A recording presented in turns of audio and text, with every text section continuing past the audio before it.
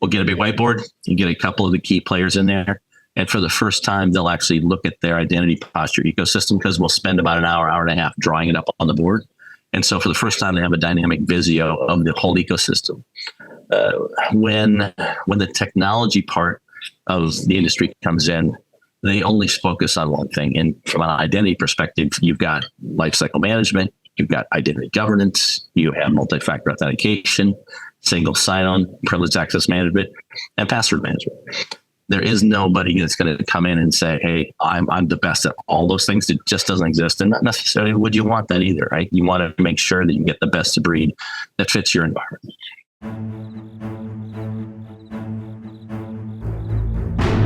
Welcome to the Risk Never Sleeps podcast, in which we learn about the people that are on the front lines delivering and protecting patient care. I'm Ed Gaudet, the host of our program, and I am pleased today to be joined by Bill Willis, CTO of IDMWORKS. Did I get that correct, sir? You sure did. All right. How are you? Awesome. Where are you calling in from? Well, right now I'm in a cubicle in San Francisco Airport on the way to join the 229 CIO conference for the weekend. So. Oh, very good. Very good. My friend Drex and Yep. Yeah, nice. Been hanging out with Drex and the crew. There's about 12 of them, I guess. So yeah, it'll be great. That's a really good event. Excellent. So tell our listeners about your current role in your organization. So as the chief technologist of a cybersecurity company, we focus specifically in the identity component of security posture. So when you think about how things are attacked and how to protect things, it's not the network anymore, it's the identity. And the attack surface that people are looking for is either the intellectual property or the data that they can use to resell in an open market that has value. So we work with our customers and our partners to be able to, number one, help them assess what their identity posture currently looks like, or they currently have challenges that need to be addressed, and kind of give them a risk assessment that says, look, your door's wide open, dude. You just got to fix it. And it can be as simple as the following.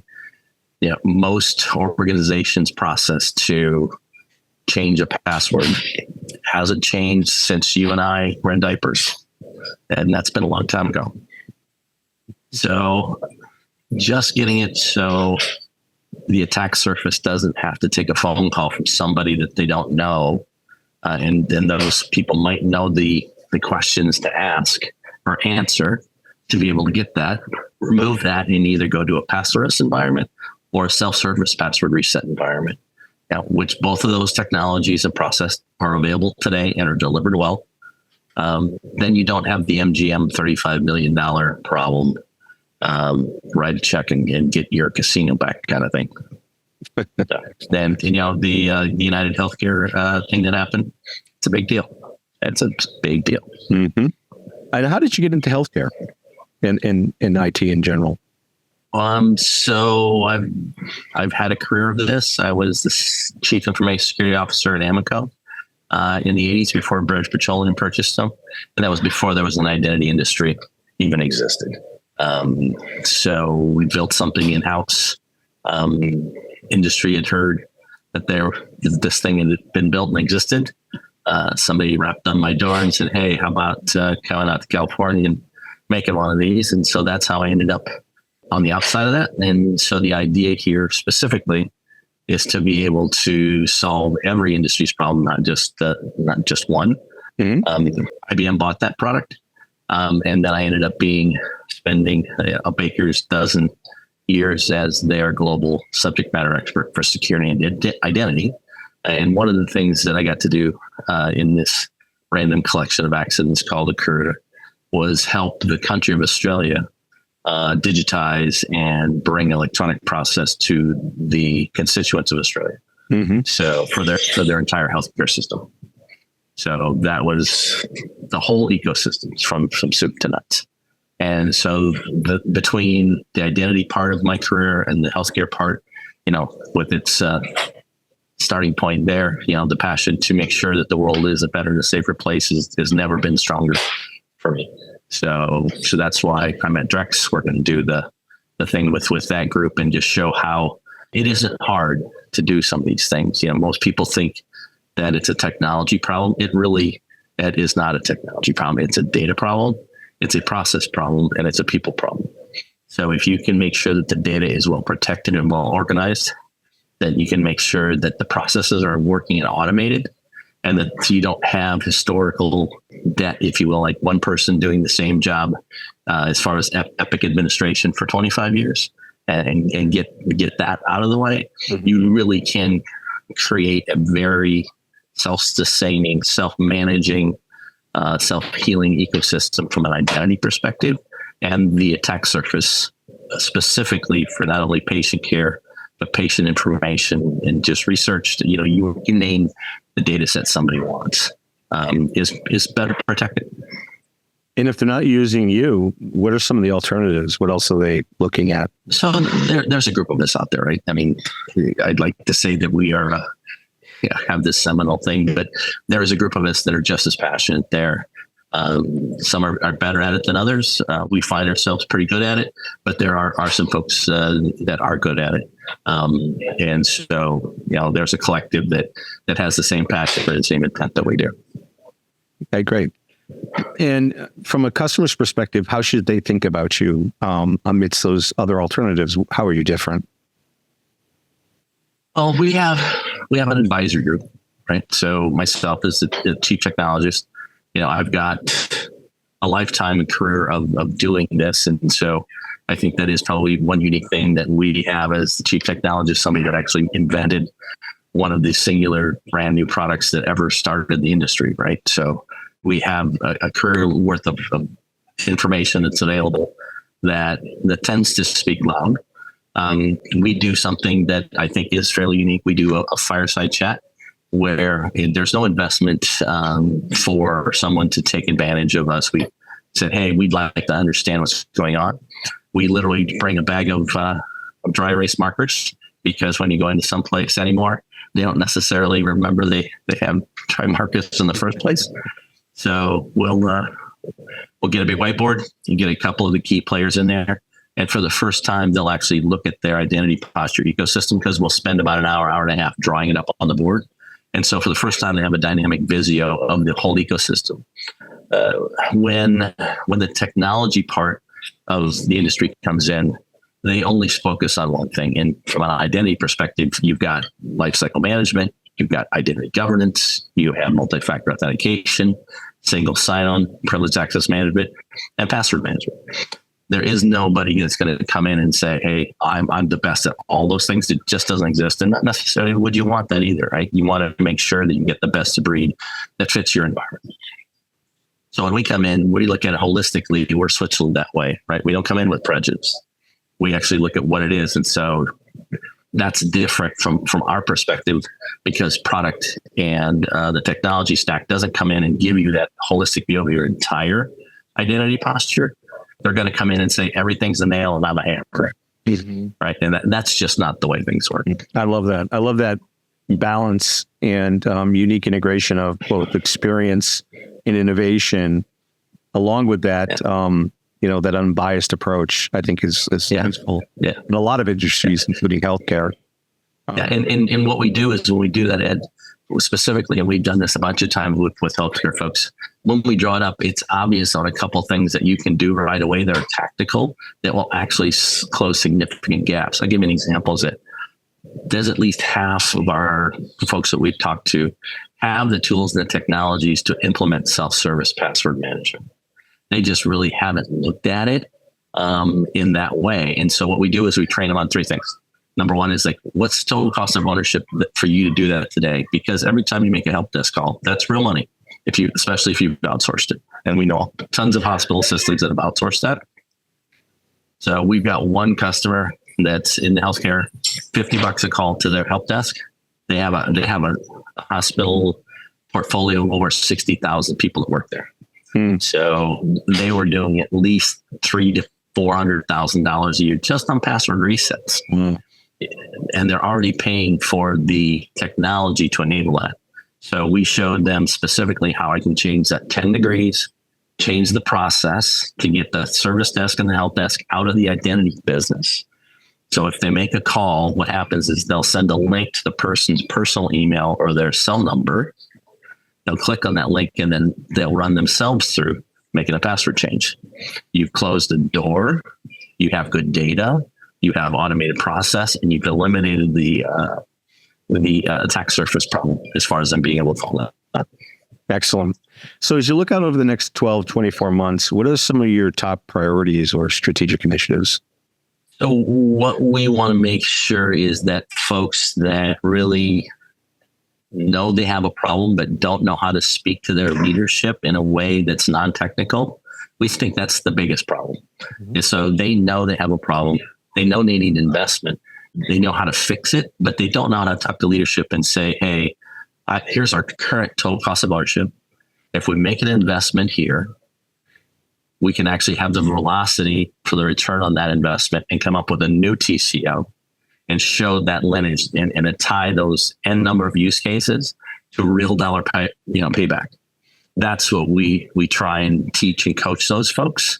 And in some cases, we've actually done the presentations for the leadership to make sure that they understand. So if I'm going to be Johnny Appleseed of anything, it's being the ability, having that connected tissue and give the ability for leadership to understand what we're trying to do instead of the technical folks saying, I can't get them to understand.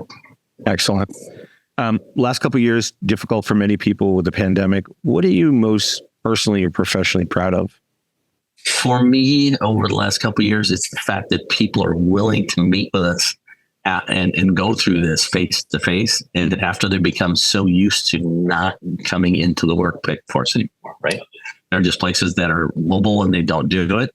But once we actually go through this exercise and have a chat, basically like you and I had, and they see the wisdom and the value of this and do that fireside chat and get that real-time Visio, they're like, I can get at least half the group that I need to get in the house, and the rest of them can do like this when we're doing on a Zoom call. You have a bag of popcorn and sit in the stands and watch it all go down. So yeah, we feel really good that they recognize that. Excellent. Outside of your current job, what would you be doing? What are you most passionate about? Well, the gray hair is real head.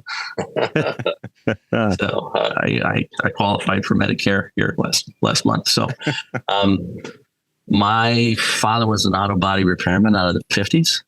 And so I grew up working for him and grabbed the bug for cars. And so I have some cars that are waiting for me if and when I'm done, doing this.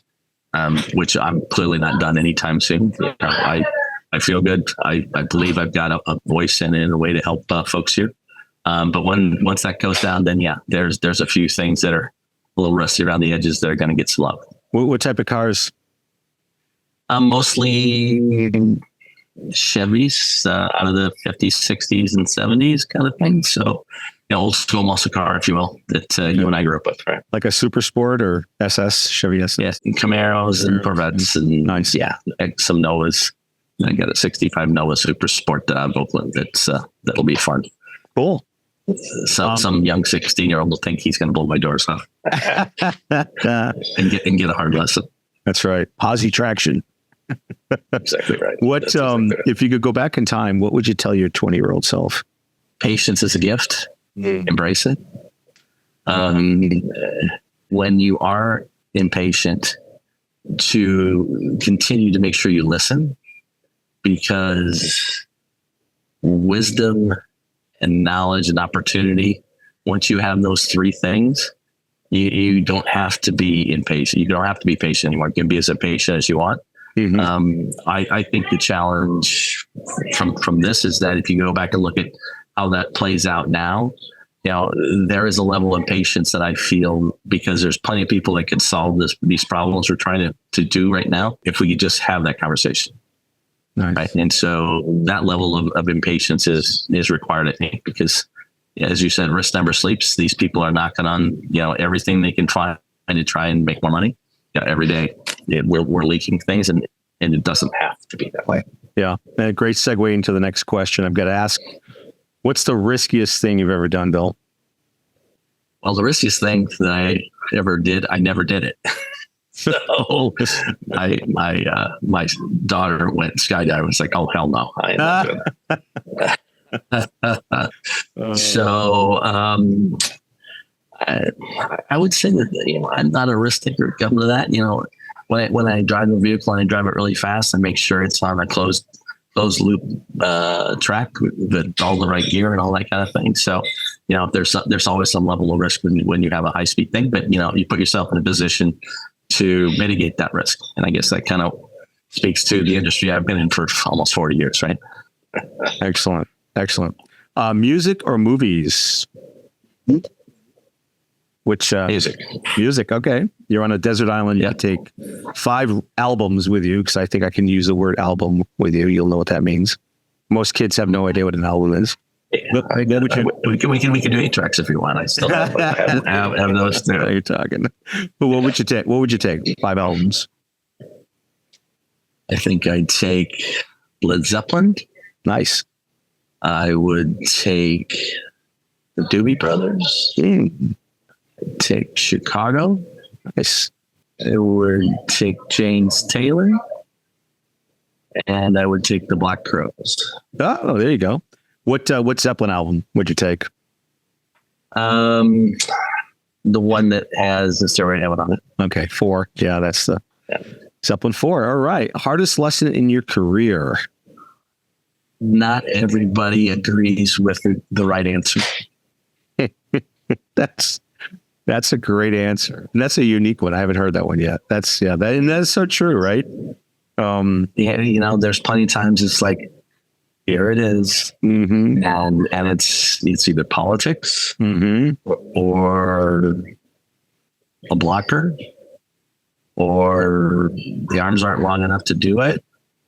Doesn't mean that the answer's wrong, and people won't admit it's wrong, or that it's right? But they know, and they know it instinctively. And you give them empirical evidence. I'm a very evidence-based person, right? And you find insecurity is if you can provide the evidence, then and again do it in a way that leadership will support you. Yeah, there's no manager or leader in the world that once you show a success won't ride that success and give you more gas to continue going forward. You just have to get that first nugget. Yeah. So yeah, it's just dude, let me open the door. Let's just show you what good looks like. I love that. Lead with the data, lead with the facts. Right. Yeah. What advice do you have for folks that are breaking into IT that may want to take a CTO path in their career? What advice would you give them? Don't be afraid. You in a role as a chief technologist, you have to understand tactical, strategic, and operational, and you have to apply vision and also have some common sense. So, as a chief technologist, you really do have to exercise both sides of your brain. You can't, and you're going to run into people that are straight line thinkers, and you're going to run into people that are circular thinkers, and you have to understand the differences between them. And make sure that everybody understands. They may not agree with you, but at least they need to understand. And it goes back to the answers in front of you. And then you have to have the ability to get people to come on your side and believe in you. So when you build a team, once you actually have that role as a chief technologist, you have to get your team to believe that the answers are right. And sometimes that means you roll up your sleeves and do it yourself. My father taught me probably one of the greatest wisdom lines I ever heard. It's like, I taught you everything that you know, but I did not teach you everything that I know. And so and that rings true on everything that we do in life, right? So as you and I have collected this wisdom and understanding and knowledge, going through the world for as long as we have, when the young pups come in and they're all full of vigor and energy, and so there are still times when they'll get to a T intersection and they don't know if they should turn left or right. Yeah, really, really sage advice. Bill, thank you for joining the program today. This is Ed Gaudet from the Risk Never Sleeps program. And if you are on the front lines delivering care and protecting patient safety, remember to stay vigilant because risk never sleeps.